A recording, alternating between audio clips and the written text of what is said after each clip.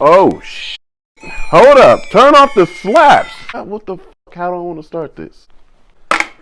Alright, that's out the way, yo. How y'all doing, man? I'm Lexus King. This is the Kings of Experience. I said that in two pieces. This is the Kings of Experience. This whole channel is just about us having experience in a lot of things. New shit, old shit, things that we're really good at, things that we're trying to get good at. That's what this whole thing is about, is experiences, right? We've got something hit our horizon. I've seen a lot of guys talking about it. I don't know whose credibility is actually valid or not, but through my experiences, I've found I'm in a good position to even speak on this. Overseas markets have always has small CC motorcycles. Kawasaki is doing a worldwide launch. This is an international platform. They're dropping a Ninja 400. The Ninja 400 ain't new. They've already had a Ninja 400, but this is a ZX. The ZX moniker, we already know, those that do know, that that's a 4-cylinder super sport. It's not a twin. It ain't a single. This is a real deal super sport bike. On the American side, guys want to get straight to the leader bikes. You want to get straight to the power. You want to pull up at a bike night and nobody be able to say nothing to you. It's not because you're a talented rider. It's just simply because you've got the biggest, baddest bike there. I've been talking to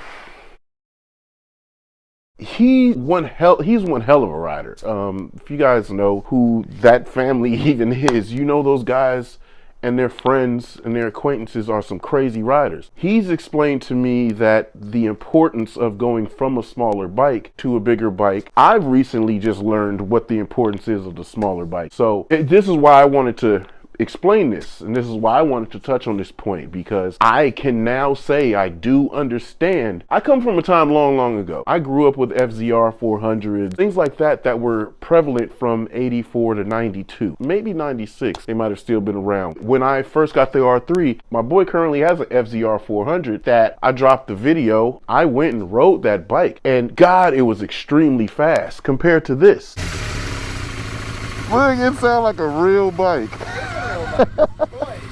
I know, this is a toy. Look at the progression of the tiny bikes. It's funny because, like, you know, this has torque and it revs, but that's just it. The 80s was a great place, man.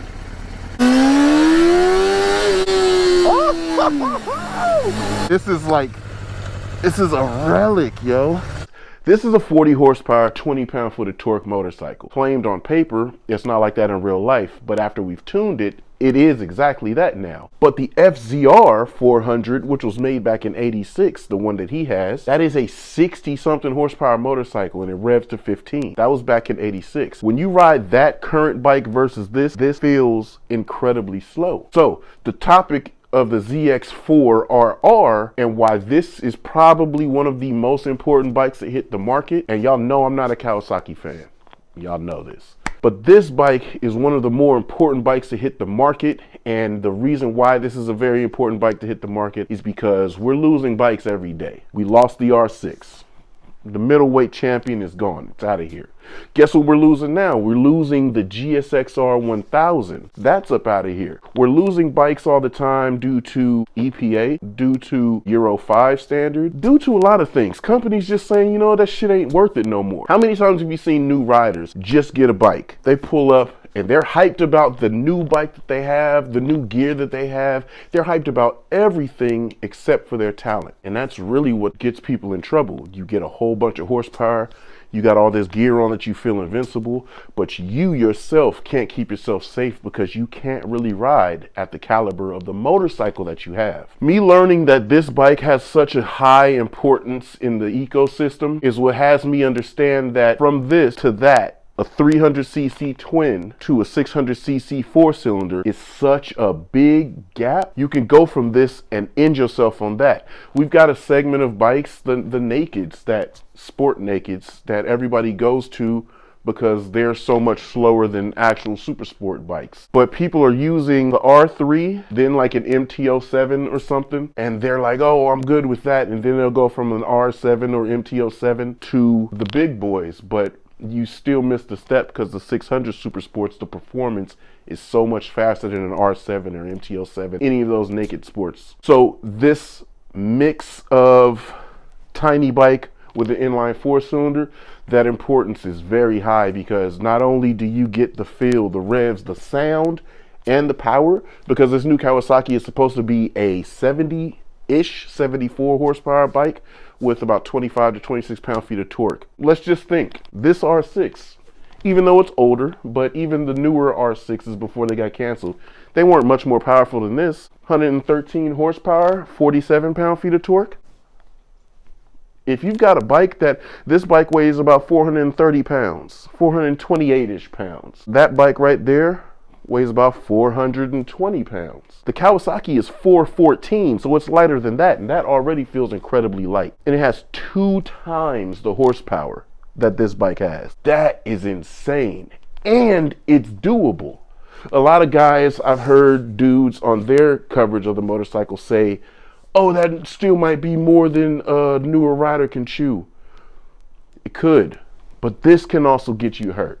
This can get you fucked up.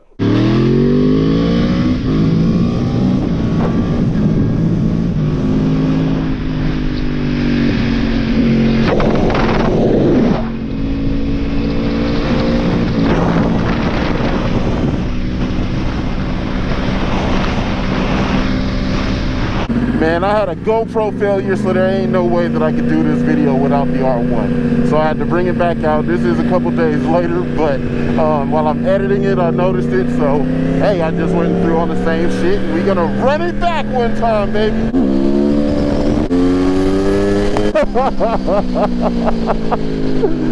Oh man, this thing is stinging. So the R1 is just the pinnacle. Leader bikes are like that, all of them. They're the pinnacle of power, performance, everything that you need and want out of a bike. But that's just the thing. When you get something like this, you better know you've got everything that you need and want out of your talent, out of your riding ability, out of your skill. It's gonna be a fool if it gets out of control on you. It accelerates so damn hard, everything moves so damn fast. If you're not up on your game, you might not be ready for something like this. And that's just the bottom line of motorcycling. So this is what was being explained to me. I mean, I've already known this. So my boy is telling me how important it is. Woo, man.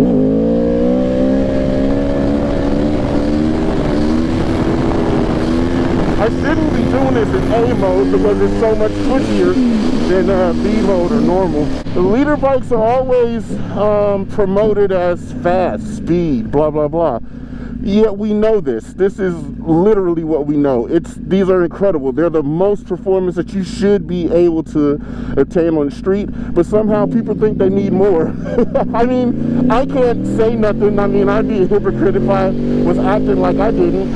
I mean, we're modified. We pulled some weight out of it. We've dropped a lot of rotating mass from the sprockets, which are gear change, which is acceleration, to the wheels, to the tires are even lighter. We've dropped weight out of it and we've added more power. So I can't front like, you know, it's not something that everybody does. It's just motorcycling. But man, when you're doing it on a leader bike, you better god dang well be capable of doing work. Because turns come up so damn fast that you won't really be ready for it. And if you aren't ready for it, that's what happens to you. You get ended real quick. Gotta forgive me, I have not ridden this bike in quite some time. And we definitely made some changes to it. The last time it was at ARC Power Sports. Oh, I just left a nice skiddy on the way up here. Anyway, this is why I love bikes. People ask me, like, what do I like more, cars or bikes? I don't know. I don't know.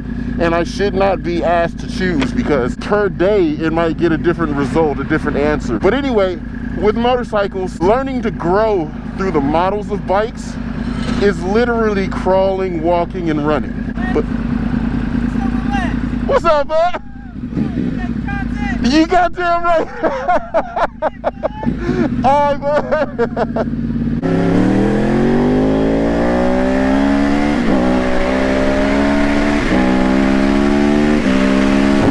Better be ready for everything that comes with it when you get to the running stage. And leader bikes are the running stage. As you're growing in your motorcycle life, I think bikes like the Ninja 400, I gotta stop saying the Ninja 400. I think bikes like the ZX4 is the best bang for your buck.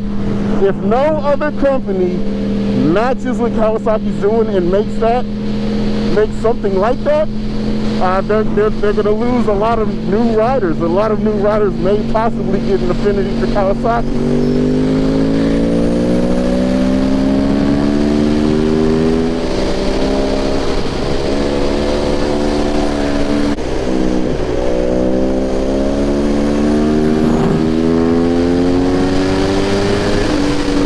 Feeling so hard it's doing wheelies in third.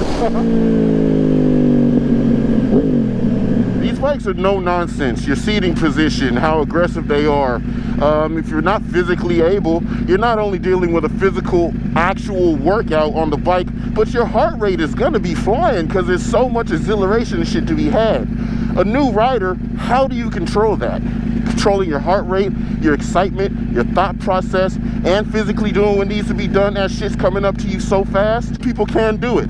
I have seen people do it, new riders, young boys too. But you will have longevity. You will not be burnt out, and you'll get a better core foundation of riding if you take those progressive steps.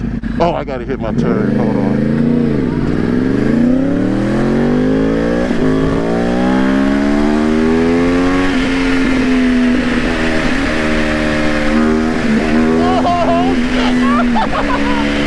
Total my action after that one right there, baby.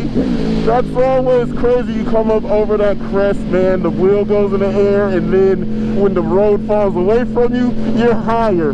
I know the super view on the GoPro, look, you can see all the way over here and all the way over here. Trust me, there was so much of a change on the bike's pitch, and I was pulling forward to keep the front end down. This bike is nuts. Things like this are nuts. I love this shit.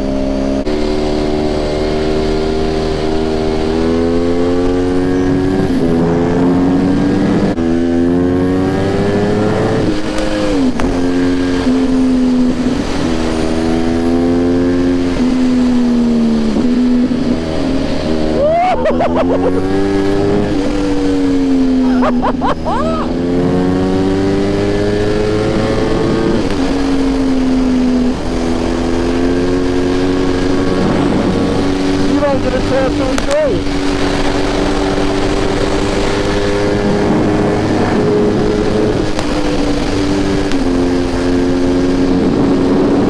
Wow, this is a machine, baby.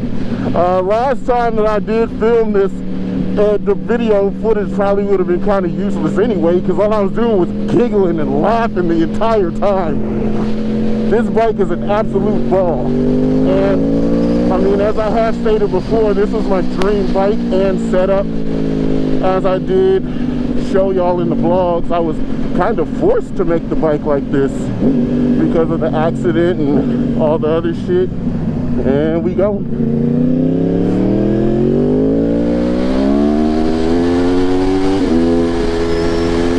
God, it's so fucking much power. Everybody worries about getting 200 horsepower and all that dumb shit. I could care less, man. This is where it's at. Like, the bike I really like with the performance that I could really use. I love that. All right, let me switch off of A mode. This damn shit is crazy. All right, there we go. Now I got livable power application. A is just so bang, bang, bang, and normal is more of a nice linear rolling. B is kind of like a little lazy, and then it gets full power. I got my custom setup and tune from ARC Power Sports. Go ahead and see them. Dyno, tuning, building, anything you want to do, they can do it, baby. Stock factory form, this thing comes about 455 pounds, and it has 154-ish, 155 horsepower. We've dropped some weight on mine. We've added a lot of power and torque, and it's just the capabilities in it, just taking some of the nannies off, makes this so much more of a dangerous bike. And it's really not about the numbers at the end of the day. These are made to do exactly what they look like they can do. Lean over really far, take a corner really fast, and accelerate really quick out of it. It's got big old brakes. It's got a gearbox that's going to at least get you to about 170 something miles an hour. That there will get you in a ton of trouble. That there can also do anything that you need it to do. It's about your confidence of using it. So if you're this guy that purchases this, those should be your goal. Ultimately, it's your preference. If you're just in it for looks, I do understand. But man, when you're really trying to use these as they're supposed to be used, god damn, do they come already equipped. Enough of that. Let's put this bike up and let's grab the R6. It's not the horsepower that gets you messed up. It's not the speed. It's not the ability of the bike. It's the actual rider itself. We need to start taking accountability as riders that we aren't blaming anything else, not the equipment, not the bike, not the manufacturer, not the tire, not the brakes. There's nothing that is making that bike do anything aside from you. You're the input. So just like the R1, the type of person that gets on the 600 is the type of person that is really into performance. It could be into looks. They could be into the aggression. These have a really aggressive seating position. This bike right here is a good candidate for a new rider, a starting rider, but there's got to be some thought that goes into it. And it can get you in so much trouble very quickly, just like the R1. The R1 is terribly powerful, it's very fast in each gear, each and every single gear you click on the R1, it's just going to go faster and faster. You get into no man's land so much faster on leader bikes, but you still get into no man's land really quick on these 600s. In the case that you're a new rider, your pinnacle should be set a little lower. This should be a pretty good set. I was a person, I have spent a lot of time on 600s because I was completely content with them. Man, fuck this light. I can never catch them.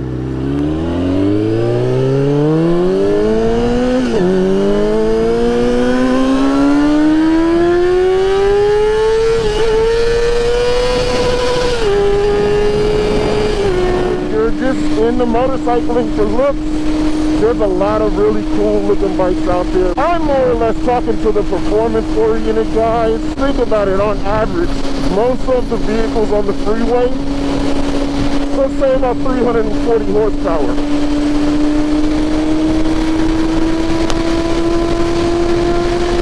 If you ride a 600 around without downshifting, you see you can accelerate and you've got just enough energy to go ahead and get out of people's ways if you need to. Or you got enough to outrun people. A 1000, anybody trying to keep up with you or run you down is an afterthought when you get home.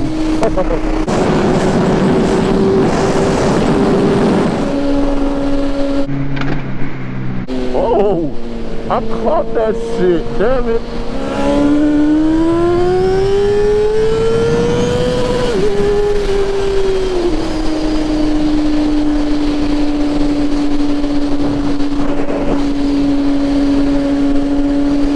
Look at that, we got a Chevy Veil, a piece of shit.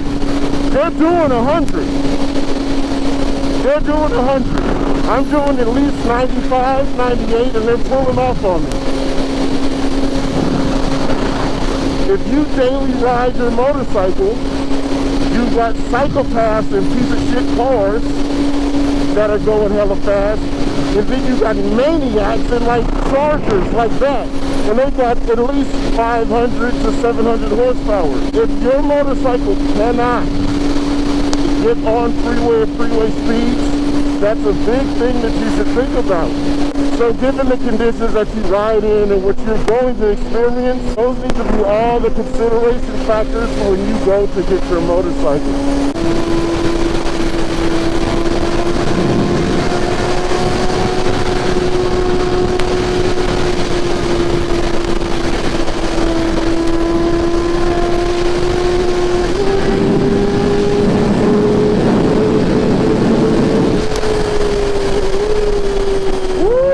Bike is lovely.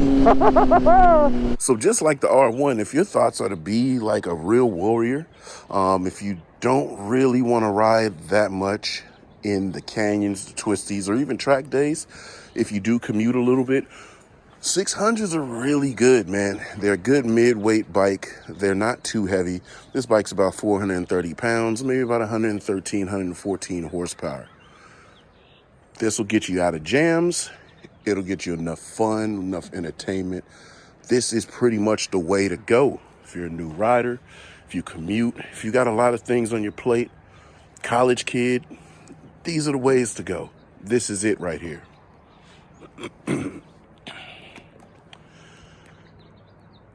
But I offer you guys one more option. That one last option is obviously one of the 300s. We're not gonna ride the Ninja, because you know me, Kawasaki. We're gonna pop out the R3 because the R3 is tuned and it's snappy just like this and just like the R1 is. So let's put this up and bring the R3 out. And I know, I for one have always talked shit about these, and I still will, because I don't really see the use of something this low powered on the road with cars that have 700 horsepower straight out the factory. You can't get out of your own way with this motorcycle. Imagine merging onto a freeway of a 700 horsepower freaking infested freeway. Everybody's driving a minimum of 100 miles an hour and their faces are in their phones. You know how hard it is to accelerate this, not what the speedometer says, but to accelerate this to a true 90 miles an hour? Most freeway on-ramps go up, right? Most where I live, you go up onto the freeway. You know how hard it is to get this to 100 miles an hour on the freeway? And any SUV, choose any Ford, Chevy, SUVs, big ass, might as well be Mack trucks when you're riding something like this. You know how many of those vehicles can out accelerate this? That puts us in a danger zone in this market. In America, we need more power. We need bikes like this, but we need them to have a little bit more power. It's 40 horsepower. 60 horsepower would be great. Even 58 horsepower would be great, because the Ninja 400, the twin cylinder Ninja 400 has about that, but the new ZX4, that has 74 horsepower. That is an extremely capable motorcycle. Not terribly fast, but it's very capable.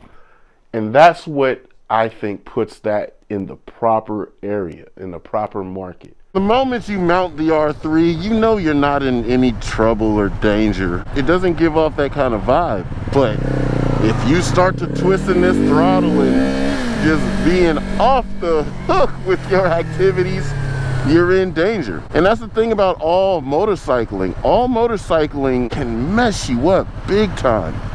But just to summarize and categorize what my experience is, what I'm talking about, is just the simple fact of riding to get good, riding to be very efficient, obviously performance track riding. If you want to use the craft as what our conversation is with, these bikes are important. They're just as important as the next step up and the next step past that.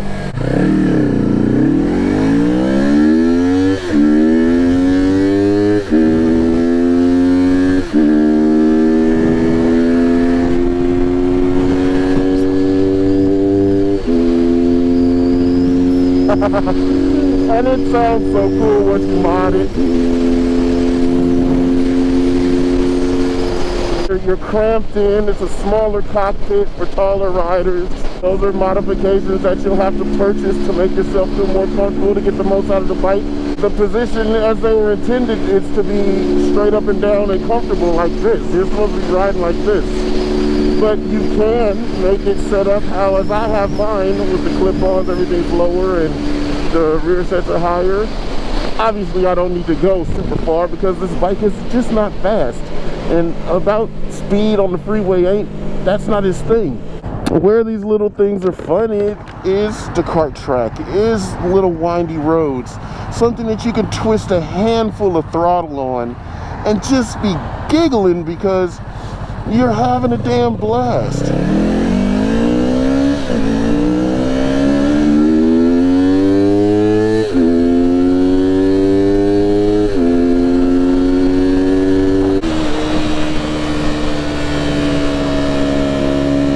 Exit on throttle, giving it more than you should, to be honest. It's funny, it's a riot, it's a blast. That's what these are about.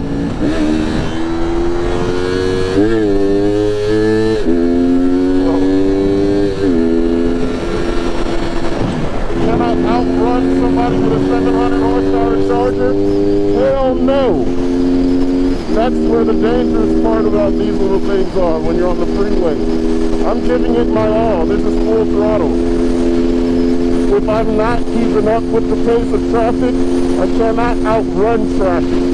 I can only keep my momentum and just keep going and keep going. I cannot slow down and then get back on the throttle and get right back into triple digits.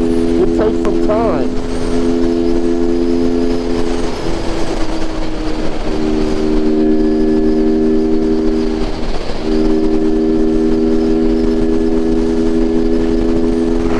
But the cool thing about what Kawasaki's offering, what this video is about, they're giving you this size bike, this small, this much fun, but with a 4-cylinder inline that has 74 horsepower.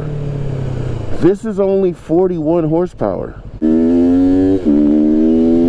know what I mean? I'm like, that's Ozzy's bike.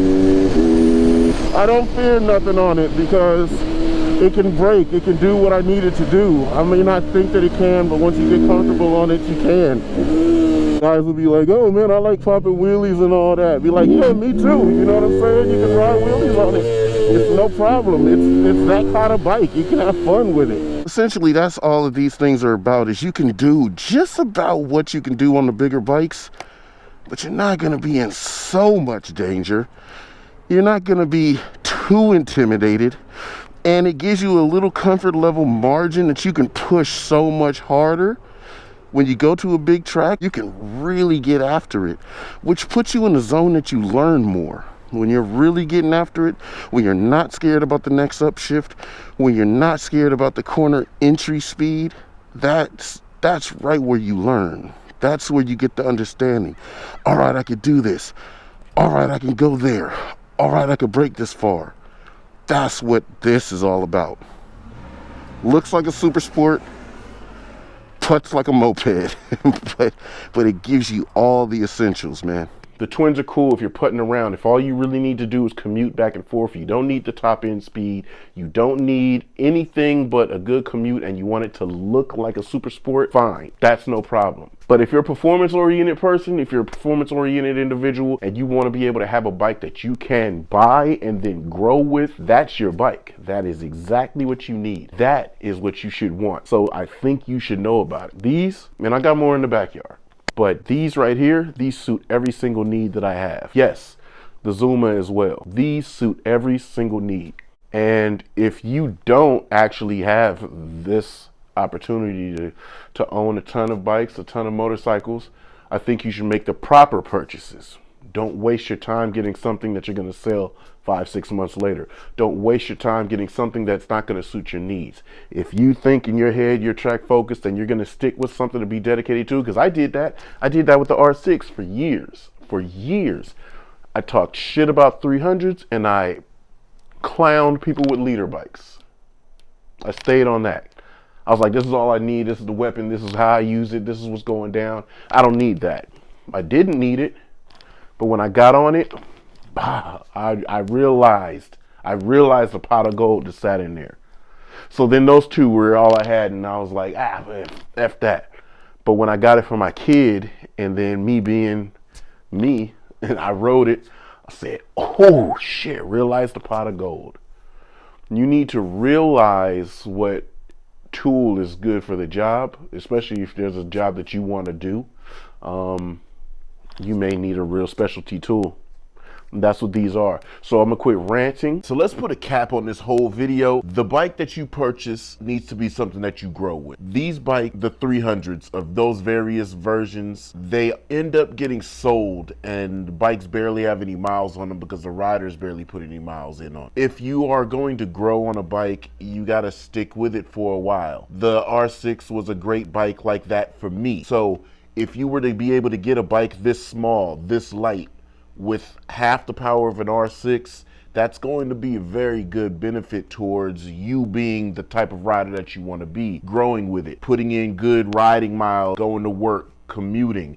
then also taking the bike to track and not feeling like you're being outgunned. Those will be great options for everybody. So that's why I think that the ZX4 is going to be the greatest option, the greatest bike of 2023 for new riders, for riders to get in and grow with and jam out with. So that's just to put a cap on it. ZX400RR is what the Cowie's moniker is. I think that's going to be the greatest addition to anybody's garage that is a new rider and or you just really want a track weapon to use that's small and it's probably going to be ineffective on your pocketbook to destroying it unless you really go full out on modifications. So that's going to be it, man. I'm going to give y'all two. We're going to end this vlog and we out.